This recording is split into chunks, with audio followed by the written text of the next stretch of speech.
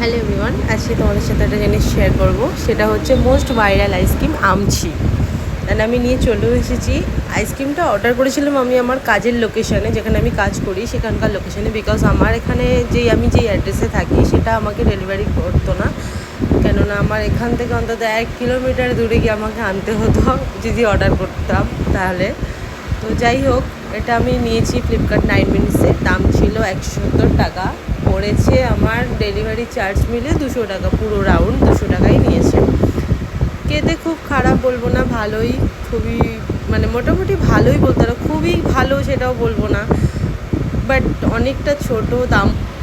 ওনারা প্যাকেজিং খুবই ভালো করেছিল, কিন্তু বিকজ আমার লোকেশানে আমি বাড়ি আসতে আসতে জিনিসটা খুবই বেকার হয়ে গেছে, ঘেটে পুরো ঘা হয়ে গেছে। তো আবার বুকের রিক্সা দেখে বুঝতে পারছো, আবার খুব ইচ্ছে ছিল একটা মানে ওর শেপটা দেখার, গোটা যে আমের একটা ব্যাপার। তো চলো, কিছু করার নেই।